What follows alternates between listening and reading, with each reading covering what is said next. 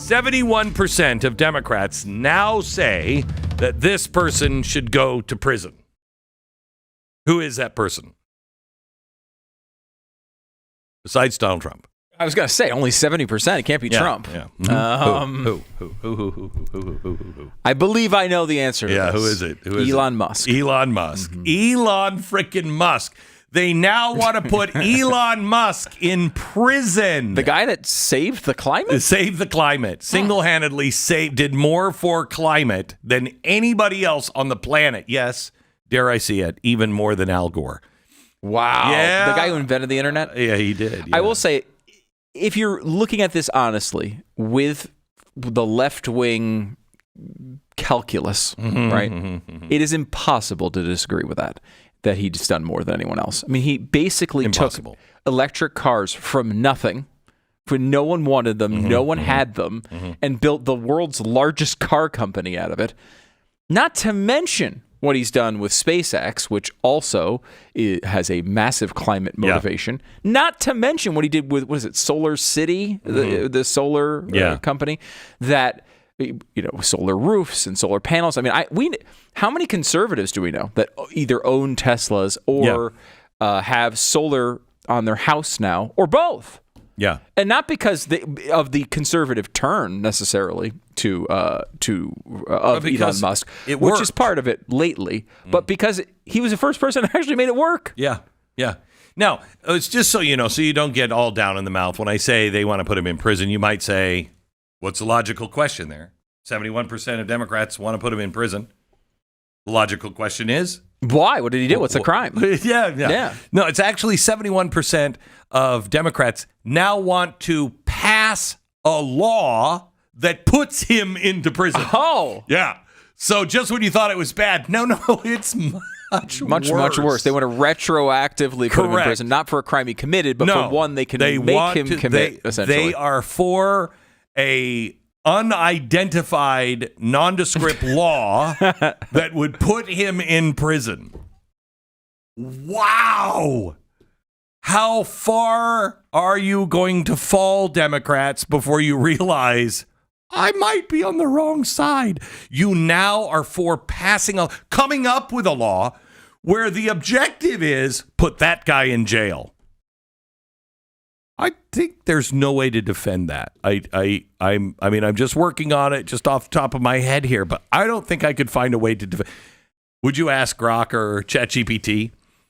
How could I defend creating a law whose objective is only to put Elon Musk in jail?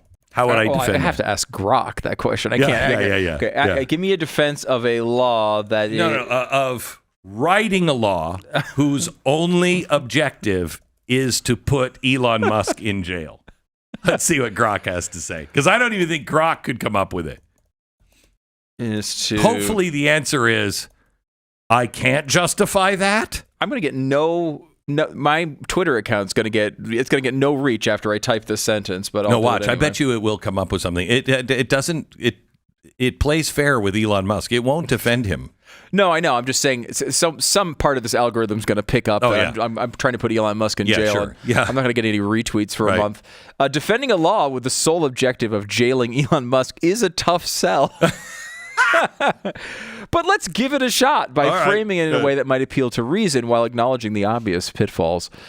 The argument hinges on principles of accountability, deterrence, and symbolic justice, though it's riddled with issues that might make it more of a thought experiment than a practical proposal. First, such a law could be pitched as a response to concentrated power. Musk's influence through wealth, control of companies like Tesla, SpaceX. That's how they'd have to do it. You'd have to go, well, no, it's about concentrated power. And that was not the question in the poll. That is not the question in the poll. Question in the poll is, would you support the designing of a law to put Elon Musk in jail? That is, again, this is why we harp on principles and foundations so much. Because no matter what the name is in that sentence, the answer is always no. Like, the principle of the moment. You'd have to know that at the beginning, right? When you hear a sentence like that, you should reflexively say, absolutely not, regardless of who the person is. What winds up happening with a lot of people on the left, and I think it's a problem on the right to a lesser extent, is, do I like the name that it was mentioned? Do I think bad things should happen to the person mentioned in the sentence? Like if we were to flip that around and say, do you support a law would throw, George Soros in prison? I do not support a law that was created with the sole design to put George Soros in prison. If George Soros broke a law, he should go to prison. Absolutely. But I do not support a law created to put him in prison. No. Even though I really don't like him. Now, look, you get to the LeBron James territory, I might go along with you. But even with Soros, I would support a law that would say you cannot do these things. In the future. Yeah. And that means he has to stop doing those things. Right. But he does not get in trouble. However, and it is a principle of our country. You do not get in trouble for things that happened beforehand, right? You can't retroactively prosecute someone for a crime, for a law that was passed afterward. That, I think, is a fundamental principle of our country. And, of course, it should be applied equally to everyone. It shouldn't just be to one person because of his name. Okay. What did Grok say? Because I just asked ChatGPT. I think ChatGPT's answer might be even better than Grok. Now, Grok is Elon Musk's own company. Right, which is all right, why. So what did it say at the beginning? What was the opening? It said, defending a law with the sole objective of jailing Elon Musk is a tough sell, but let's give it a shot by framing it in a way that may appeal to reason while acknowledging the obvious pitfalls. Listen to this. This is from ChatGPT. Okay. Legally and morally, it's extraordinarily difficult, if not impossible, to justify writing a law whose sole and explicit purpose is to imprison one individual, such as Elon Musk, without violating core principles of justice, equality under law, and constitutional protections. Yes. However, if the question is to attempt an argument in favor of such a law as a rhetorical or theoretical exercise, here is the best possible version of that case, though it is inherently flawed and dangerous. Right. And that's... Listen to that. Good. You know why AI is giving that answer? Because unlike you, so far, unlike anybody of the 71% of Democrats who are like, yeah, I'd be for that, it's still using critical thinking. It still is saying, wait a minute, I have to check this against a couple of other things. I have to ask a couple of questions. Is that right to do? Is that constitutional to do? Does that support liberty and justice and equality under the law? Or is this just a totalitarian state? If you don't ask those critical thinking questions, you're like, yeah, I don't like Elon Musk. Put him in prison. Get the guillotine out. I want blood. It'll be great. And by the way, I will say, what you just heard us do is literally happening inside the halls of Washington right now. One of the things that's interesting about these programs, which are very, very good at what they do, is there used to be a line where a politician came up with a crazy idea, right?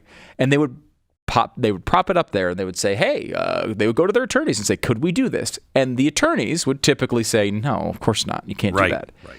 What's happening now is everyone's got kind of an attorney in a box, and they're going to it and they're saying, hey, give me the best case possible for this policy, which we all know is insane. And it is providing that best case. It's not. But listen to the best case. But they toss out all of the stuff you read already, right? And then they bring that to the American people and try to get it to catch on. It is happening. You've heard examples of this. One example I'll give you of this is the one that Joe Biden did right at the end of his presidency when he just declared the Equal Rights Amendment passed. This is what they do. They go in there and they get some justification. It's not the justification, not the truth. It's a possible argument that could theoretically maybe be the truth, maybe. And then they just go to the public with it and try to enforce it. Now, it didn't work in that. Everyone just ignored Joe Biden because they thought he was asleep as he was saying it. But it is a real concern now. Okay, so listen to how it says. Listen, this is how you can do it. Okay, if I want to justify a law that puts Elon Musk in jail, it says, in this hypothetical, Elon Musk, by virtue of his control over critical infrastructure, Starlink, platforms for public discourse like Twitter or X, massive transportation and defense contracts, Tesla, space, and global influence, could be seen as a private actor with state-like power. Okay. You're like, yeah. All right, then what about everyone else? Like, I don't know, George Soros.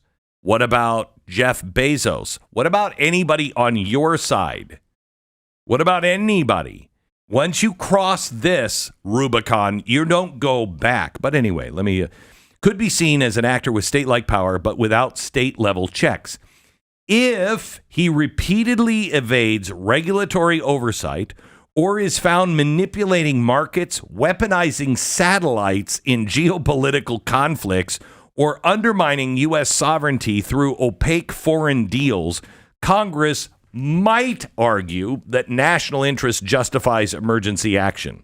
From that vantage point, a law targeting Musk might be framed not as a personal vendetta, but as a necessary surgical-like strike to prevent a modern-day oligarch from becoming untouchable, a figure above the law, immune to consequences. So you would have to have all of those other things happening, and then maybe you could make the case. But what is the moral detriment?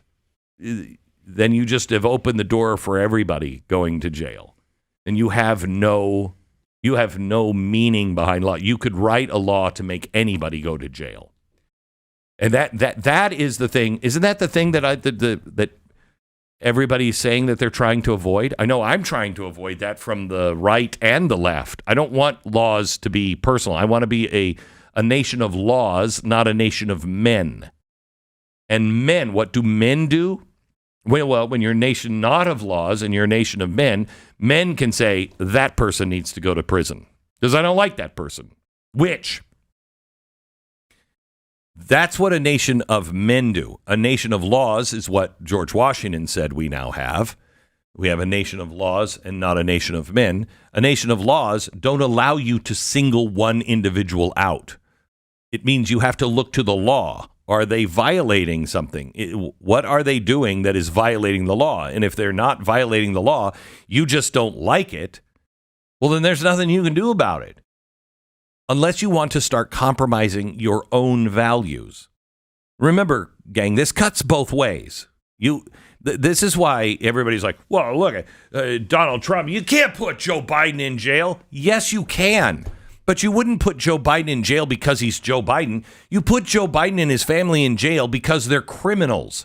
Now, I'm not saying they are. I'm saying there should have been an investigation like there would have been on Donald Trump. There should have been an investigation. And if he broke the law, then he and his family should go to jail.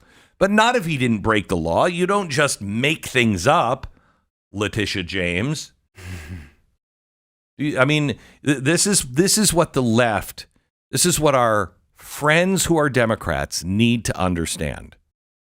When you have 71% say we should write a law that can put him in prison, you should understand there is an almost 100% chance you have become the fascist.